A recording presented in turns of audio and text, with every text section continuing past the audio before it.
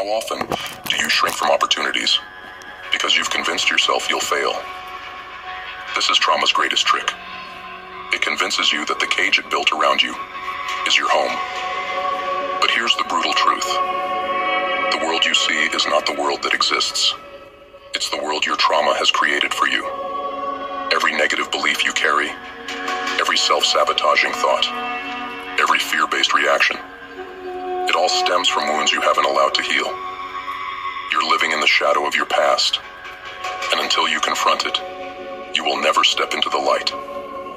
Now, here's the hard part. Changing your perspective isn't easy. It's not about simply letting go or moving on. It's about looking your trauma in the eye and saying, "You don't own me anymore." It's about questioning every belief you've built around your pain and tearing down the lies, one by one.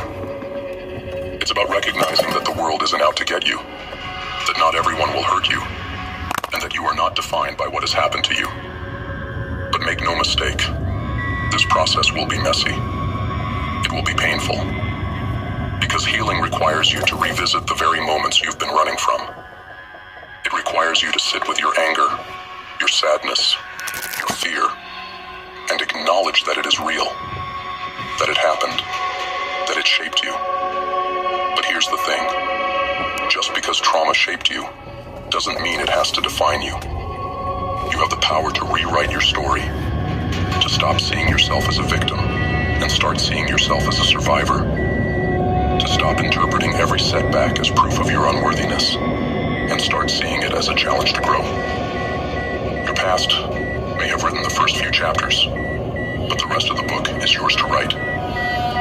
Imagine the freedom of stepping out of your trauma's shadow. Imagine looking at the world and seeing possibility instead of threat. Imagine interacting with others from a place of trust instead of suspicion. This is what awaits you on the other side of healing. But to get there, you have to do the work.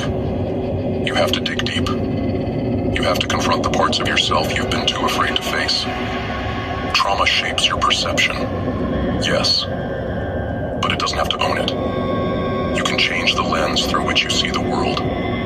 You can reclaim your mind, your emotions, your life.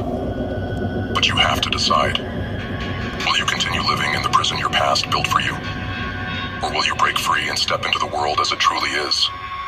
Full of possibility, connection, and hope. The choice is yours. It's always been yours. So, rise up, face your pain,